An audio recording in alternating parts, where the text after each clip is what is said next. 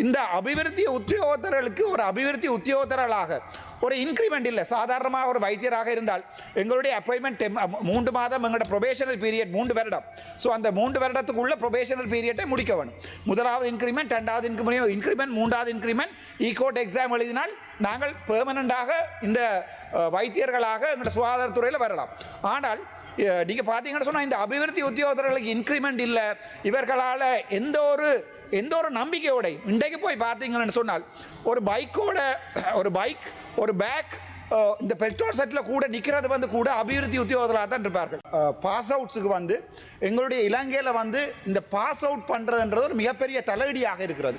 இன்றைக்கு pass out பண்ணுறோமோ அண்டையில் இருந்து தம்பி எங்கே வேலை, கவர்மெண்ட் ஜாப் கிடைத்து விட்டதா என்கிற கேட்கிற கேள்விகள் தான் மிக முக்கியமானதாக இருக்கிறது.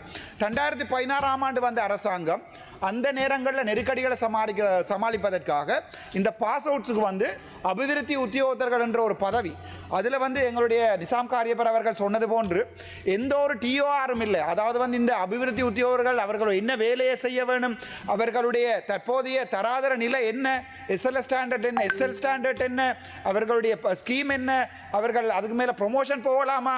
சாதாரணமாக நாங்கள் ஒரு வைத்தியராக படிக்கின்ற போது ஒரு போஸ்ட் கிராஜுவேட் படிக்கலாம் என்ற ஒரு நம்பிக்கை இருக்கும். அல்லது ஒரு லோயராக இருக்கும்போது எல்எல்பியை முடிச்சு போட்டு எல்எல்எம் செய்யக்கூடியதாக இருக்கும்.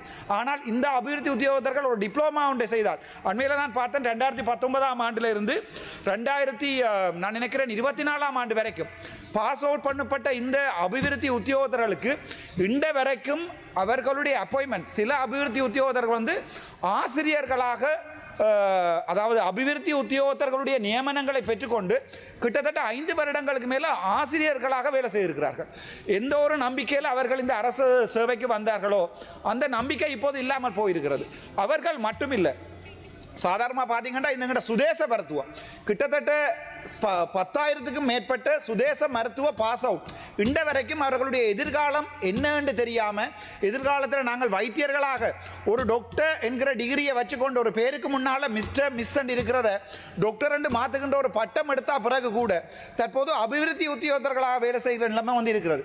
இது எங்களை பொறுத்த வரைக்கும் கடந்த அரசாங்கங்கள், நாங்கள் இவ்வளவு காலமே இந்த என்பிபி அரசாங்கம் வருகின்ற போது சொல்லிக் கொண்டது 76 வருடங்கள் இவர்கள் செய்த ஆட்சியால் ஒரு அநியாயம் உண்டு. ஆகவே நீங்கள் இப்போது 1.5 வருடம், இந்த 1.5 வருடத்துக்கு பிறகுதான் நீங்கள் இன்றைய கொண்டிருக்கிறீர்கள் இந்த டெவலப்மெண்ட் அபிவிருத்தி உத்தியோகத்தர்களுக்கு ஒரு சட்ட வரையறை கொண்டு இவர்களை டிஃபைன் பண்ண வேண்டும் என்கிற ஒரு விடயத்தை கொண்டு வந்திருந்த போது உண்மையாகவே சந்தோஷப்பட்டு நான் இன்று வரைக்கும் இருந்து 5.5 வரைக்கும் இருந்து கதைக்கு வைக்கக்கூடிய முக்கியமான காரணம் இது. ஒரு முக்கியமான விடயம், ஒரு பார்த்தீங்கன்னு சொன்னால் ஒரு டாக்டராக பாஸ் அவுட் பண்ணி சுதேச வைத்தியமாக முடிச்சு போட்டு வருகின்ற ஒருவருக்கு அபிவிருத்தி உத்தியோக தொழிலை தான் நாங்கள் கொடுக்குறோம். அதுவும் அவர்கள் சில நேரங்களில் நர்சரியில் போய் படிப்பிக்கிற நிலைமையில், சில நேரம் ஆரம்ப பாடசாலைகளில் ஒரு குறைந்தது ஒரு வைத்தியராக பாஸ் அவுட் பண்ணுகிற ஒருவர் ஏ லெவலுக்கு பயோ, கெமிஸ்ட்ரி, ஃபிசிக்ஸ் இந்த 3ல் ஒரு பாடத்தை படிக்கக்கூடிய ஒரு வசதி கூட இல்லாமல் கடந்த நாட்களில் நீங்கள் அரசாங்கத்துக்கு வந்த பிறகு கடந்த நாட்களில் உங்களுடைய பில் அல்லது ஆக்ட் வந்திருக்கிறது.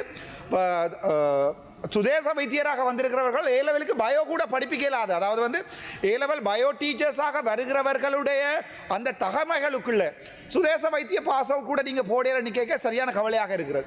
என்ன ஒரு விடயத்தை பார்க்கணும், கிட்டத்தட்ட அண்மைய தினங்களில் சாகும் வரை உண்ணாமிரதம் இந்த அபிவிருத்தி உத்தியோகத்தராக ஆசிரியர்கள் வந்திருந்தவர்கள். அதே நேரத்தில் பார்க்கணும், இந்த அதிபர்களாக 2021 2024 வரைக்கும் தேர்வு செய்யப்பட்டவர்களில் 1500 பேருக்கு மட்டும் அப்பாயின்மெண்ட் கொடுக்கப்பட்டு மிச்சம் பாஸ் மார்க்ஸை தாண்டின எத்தனையோ பேருக்கு இன்று வரைக்கும் அவர்களுடைய அதிபர்களான நியமனங்கள் இன்று வரைக்கும் கொடுக்கல.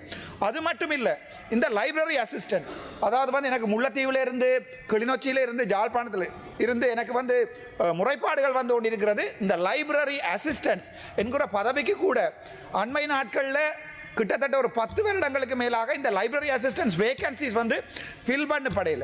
அதே நேரத்தில் திருவோணமலையிலையும் மட்டக்களப்பிலையும் இந்த குறைகள் தொடர்பாக இருக்கின்ற டிபார்ட்மெண்ட்களில் சில பேர் 20 வருடம் 25 வருடம் 60 வயசில் ரிட்டையர் பண்ண வேண்டிய ஆக்கள் செமி கவர்மெண்ட் என்றபடியால் 70-75 வருடங்கள் வரைக்கும் இன்று வரைக்கும் அவர்கள் அந்த திணைக்களங்களில் வேலை செய்கிற ஒரு நிலைமையும் இருக்கிறது. அதையும் விட சரியான கவலை என்னென்றால் இந்த அபிவிருத்தி உத்தியோகத்தர்களுக்கு ஒரு அபிவிருத்தி உத்தியோகத்தர்களாக ஒரு இன்க்ரிமெண்ட் இல்லை. சாதாரணமாக ஒரு வைத்தியராக இருந்தால் எங்களுடைய அப்பாயின்மெண்ட் 3 மாதம் எங்களோட ப்ரொபேஷனல் பீரியட் 3 வருடம்.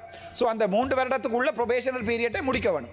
முதலாவது இன்க்ரிமெண்ட், 2வது இன்க்ரிமெண்ட், 3வது இன்க்ரிமெண்ட் ஈகோட் எக்ஸாம் எழுதினால் நாங்கள் பெர்மனண்டாக இந்த வைத்தியர்களாக எங்களோட சுகாதாரத்துறையில் வரலாம். ஆனால் நீங்கள் பார்த்தீங்கன்னு சொன்னால் இந்த அபிவிருத்தி உத்தியோகத்தர்களுக்கு இன்க்ரிமெண்ட் இல்லை, இவர்களால் எந்த ஒரு நம்பிக்கையோட இன்றைக்கு போய் பார்த்தீங்கன்னு சொன்னால் ஒரு பைக் ஒரு பேக் இந்த பெட்ரோல் செட்டில் கூட நிற்கிறது கூட அபிவிருத்தி உத்தியோகத்தராக தான் இருப்பார்கள்.